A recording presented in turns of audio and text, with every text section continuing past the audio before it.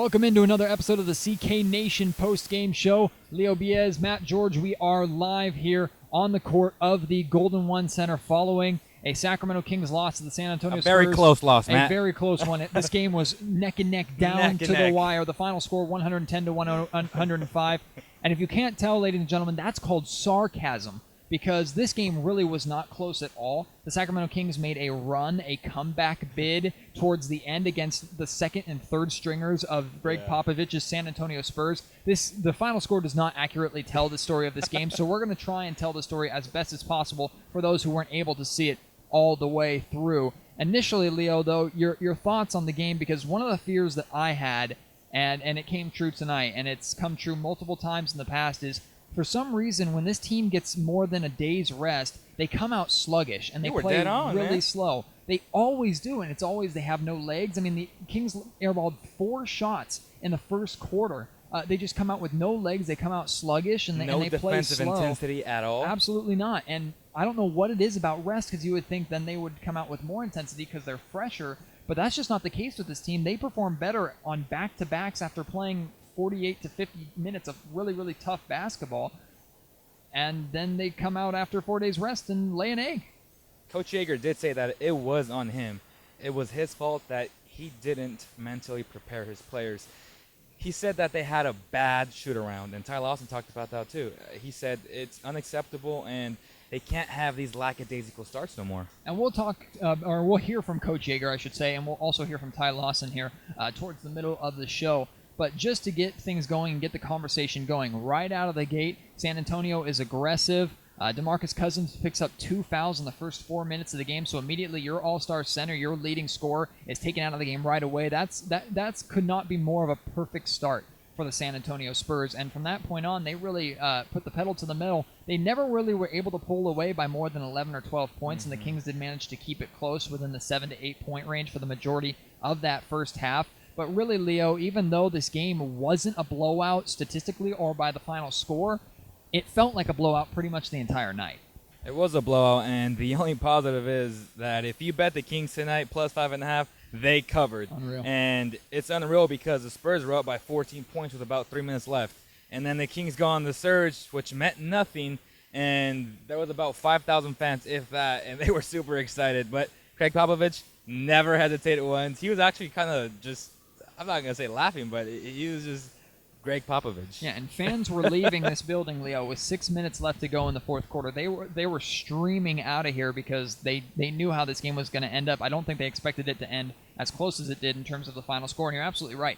Greg puts his second and third string players in, and they do still have some talent. Popovich has a knack for finding these players that can just come in and really play well and play smart and play to his system, which is just all the credit to who he is as a head coach. But yes, the Kings were able to leave their first stringers in their starting lineup in, with the exception of Darren Collison, and make that run, and that's why this game ended up being so close. But really, you and I were laughing up there because it's so comical that a spread of 5.5 points was not covered because literally the third stringers, the bench of the Spurs was taking on the starters of the Kings, and the starters of the Kings were able to, I guess, make some noise. Even then, when they were within 3, 4, 5 points, it didn't feel like there was a chance. I have nothing to say, dude. It was mind-boggling watching that, and I was telling you, I said, what are these guys doing, making these really bad passes, and then Darren Collison stealing them, and which led to transition buckets, right? But why can't they do that when it's actually meaningful? Right. When it actually counts. Well, I mean, the difference in talent that they were facing at the time certainly has something to do with that.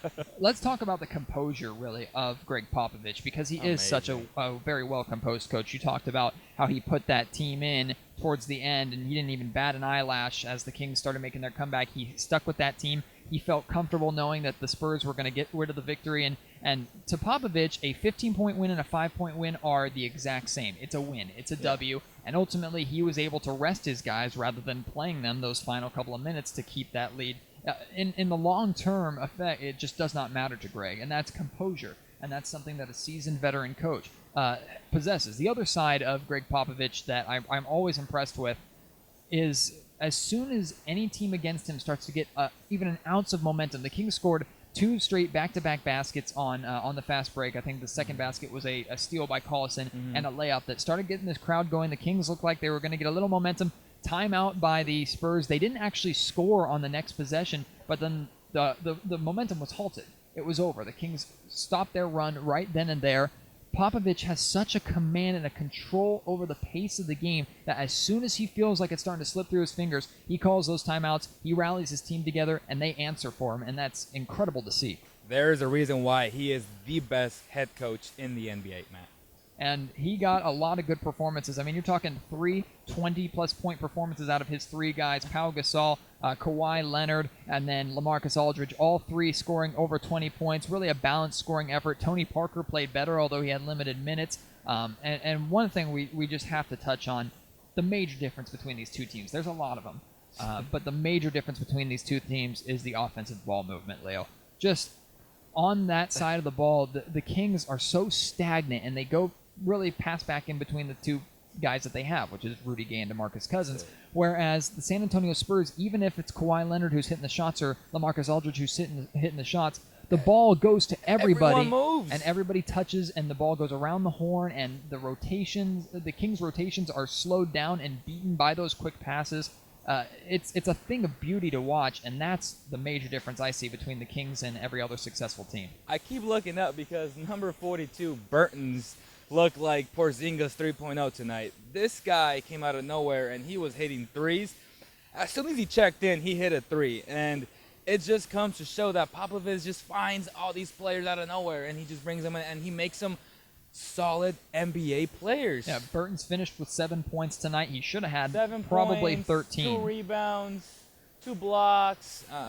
He really should have finished with 13 too, because he had 2 wide open threes that he just ended up missing there towards the end of the game. But that's exactly what he does. He finds this talent and he plugs them into the system.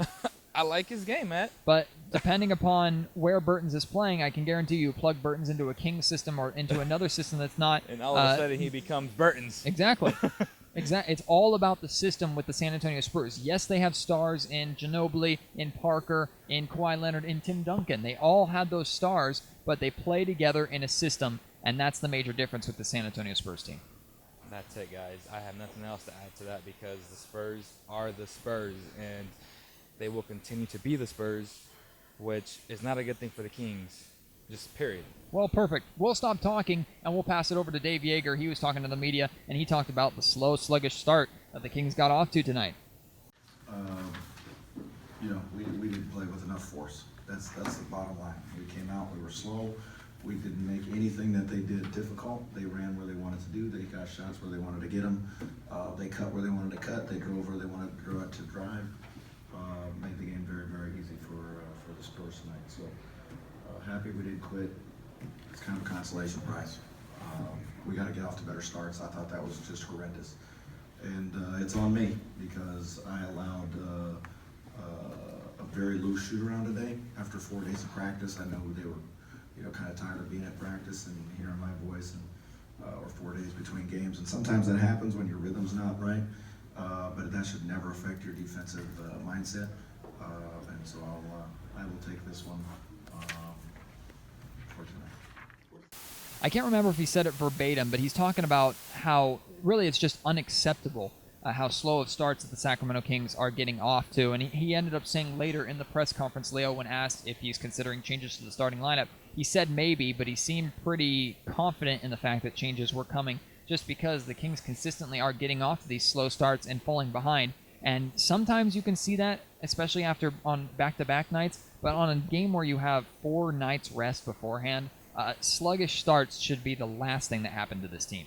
And we have discussed this off air about the point guard situation where lots of people want Collison to start, but I'm opposed to that because Ty Lawson is that nice fit with Rudy Gay and DeMarcus Cousins, guys who love to ISO, and this is a guy who likes to pass the ball and get his teammates involved. If you insert Darren Collison, all of a sudden your bench is super depleted, and that's something that I'm not comfortable with, especially with in the beginning of the second quarter and in the beginning of the fourth quarter. I was telling you, right? I said, look at these 4 guys with Darren Collison. Can you imagine if Ty Lawson was out there? that team would have absolute zero offense, which is why Darren Collison should stay as the Kings' sixth man. Well, I tell you what, with that unit, actually, Ben McLemore was quite impressive tonight. He was really one of the few who was shooting the ball and shooting the ball confidently. He finished the first half with 10 points, a couple of three-pointers. But he made so many ill-advised plays. Well, sure, and I'm not disagreeing with your point, but just pointing out the effort tonight. It really was because of Ben McLemore that the Kings weren't getting blown out in that first half, because he really was the only solid scoring presence early on. I completely agree with you. We've talked about it on this show before. We've talked about it on the Cowbell Kingdom podcast. There's also an article up on cowbellkingdom.com about starting Lawson over Collison and vice versa. I agree. I like Collison coming off of the bench better for that reason alone, and there's a reason why he's on the floor to end the games, which is really what's truly important for the Sacramento Kings. However, Jason Jones really said it best, and he said this off camera just talking to us, that if you put Collison in that starting lineup, that's another ball-dominant player that you're adding to already a big list of ball-dominant players in Aflalo, in Rudy Gay, and DeMarcus Cousins. Suddenly, Costa Koufos is the only person in that lineup that is not ball-dominant. And that can actually hurt the offense more than it can help it, whereas Darren Collison can play more freely when he's coming off the bench. But let's transition back into Ty Lawson, because he had some comments of his own to say really about the Kings' sluggish start. I mean, something like you said, it's no pace. Nobody's getting into the lane, nobody's getting open shots. Like, it's tough. Getting to our plays too slow. By the time we get to the person that wants the ball, it's 5 seconds left on the clock. We're going against the clock. Team gets the rebound, other team gets the rebound, is pushing it. It's a lot of fast breaks. So, I mean, it's tough. We got to get into our plays sooner. And I think play with a purpose. I think we come out slow, just lackadaisical. Well, and how much does it hurt in terms of once you guys start turning the ball over or struggle offensively, that you don't really get to set up your defense, and therefore you're not really getting a lot of fast break opportunities? We're not getting a lot of fast break opportunities, and the team we're playing against is getting all layups, dunks. Like, look at the first quarter. I think they made 1-3, maybe one shot outside the paint. The rest of the 27 points was in the paint or a free throw. So we got to fix that. We're going to be looking at this all season, not just against the Spurs, but every team. What can you do specifically, to try and be a little bit more active and try and fit in that first unit? I'm trying to push the ball, but I know the big man just clogging the paint on the other team. They're just sitting back. And even when I do get a drive or something like that, their big man sitting right there, and I got to kick it out. So, I just keep working at it, man. Just keep playing hard. Just play hard on defense and try to get steals or just make it hard for the other team. Just got to find my niche. Coach was pretty critical about kind of lackadaisical shoot around and maybe the practice time leading up to that. Hearing that, is that like how does that, I don't know, maybe not feel, but at least is it weigh a toll on you guys? Yeah, I think shoot arounds, we don't take them serious. Nobody takes them serious. So we do the same thing. Even 5-0, our pace is the way we play in the game. So if we want to change that, we got to change it with ourselves. It's got to be important to you to help other people out, because when we play with pace, it gets other people shot. So we just got to do it ourselves. How much did maybe the poor start, DeMarcus getting into foul trouble, how much did that kind of rattle things a little bit? Yeah, when you go down 16-6 versus the Spurs, it's hard to get back, because then they start playing even more free and even more open. And that's what happened tonight. They started hitting threes. Every shot they were shooting was uncontested or a layup, so you can't do that. So, Leo, I was off and talking to other members of the media in the locker room when you were actually having this interview, so I didn't hear what he had to say continuing it. But really, what was the vibe that Lawson was giving off in this interview? Very upset. He mentioned that if this team continues to allow so many points in the paint, it's going to be a long year, and I agree with him. Just the fact that you don't get back on defense, that these players, which I won't name, continue to argue with the ref, that's demoralizing, and he said that. He said that off camera as well, and you can't have that if you want a winning culture, Matt, and it's really frustrating because we continue to see the same exact thing, and that's something that Coach Yeager has to take into account and consider it when he changes things up, because he does need a change. Now, I don't think Ty Lawson should be the man coming off the bench. I think he's fine where he is. And Coach Yeager also mentioned that this system just doesn't fit Ty Lawson. And I've been saying that, Ty Lawson is a guy that needs to be in transition, and this team just isn't that team, because they have two ISO ball players that excel in the half court, where Ty Lawson, when you put 5 guys around him, he's very short, and he for the most part gets blocked. When he collapses inside the paint. So it's not a good thing for him. If you want a successful Ty Lawson that's going to score 10 to 15 points a night, he needs to be in transition. And let's not get too far ahead of ourselves, Leo, because it is the San Antonio Spurs that the Yeah. Sacramento Kings took on here tonight. It was a game that we did not expect the Kings to win. Certainly you hope to see more effort and more energy, especially coming off of all of those days off. But the Kings do end up losing here tonight. This is just game one of a very difficult 5-game stretch. They have the Clippers coming in here on Friday, and then the Toronto Raptors. Flashback Friday. Yep, and then they have Toronto Raptors coming in on Sunday. And then next week it only gets more difficult with the Oklahoma City Thunder and the Houston Rockets. So it's one of these stretches where we don't. I'm going to say it right now. The Kings are going 4-1, Matt. Right now, 4-1. I'm not going to say that. He can I say all joke, the I confidence in joke. the world. Yeah, I'm just kidding. if they have efforts like they did tonight, there's no chance this team's going 4-1. Maybe 1-4 might be a little more realistic, but Okay. even then, they have some work to do on that. Let's talk about our performance of the night, Leo. And very rarely do I give it to the top scorer, but Pau Gasol tonight did end up being the top scorer, 24 points, 9 rebounds. 25-year-old Pau Gasol. Yes, he did look like he was 25 tonight. He was playing with confidence, moving the ball around, coming off of screens really, really well. Pick and roll was working for him tonight. He just looked really, really good. He was giving the Kings fits. I thought he played better defense than we've seen in the past against some of the Kings' bigs. So Pau Gasol gets my performance of the night. Agreed. Okay. That's it. Well, that's going to do it for us here on the CK Nation post-game show. Unfortunate night for the Sacramento Kings as they fall 110-105. Do not be fooled, people. The game was not that close. However, it looks a little bit better in the stat column, I suppose.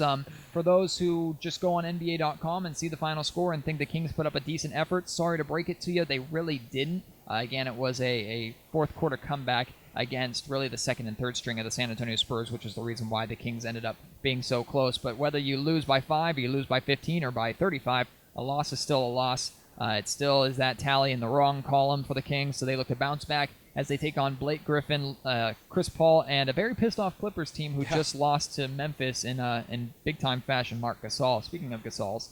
Mr. Notorious Jr. Yeah, he hit a corner 3 in L.A. He was just like swagging it out there. Swagging it out, you know what I'm saying? So, a very pissed-off Clippers team is going to be coming in here to Sacramento. We hope the crowd is good. We hope the Kings' effort is better, and we expect it to be a good game because these two teams, the Clippers and the Kings, always seem to have a little bit of aggressiveness between each other. Oh, I can't wait, guys. So we will see you then. The CK Nation show, a post-game show, will of course always be after that, and then stay tuned for next Monday. We have the Return of the Cowbell Kingdom podcast. Plenty of articles coming your way as well. So join the conversation any way you can. We love it. We love the feedback, and we look forward to talking to you. But for right now, for my partner, Leo Beas, my name is Matt George. This has been the CK Nation post-game show. Final score, Kings lose 110-105 to the San Antonio Spurs. Hi, I'm Leo Beas. Thanks for watching. It means a lot, guys. If you want the latest news in Sacramento, hit the subscribe button below. I'll be waiting.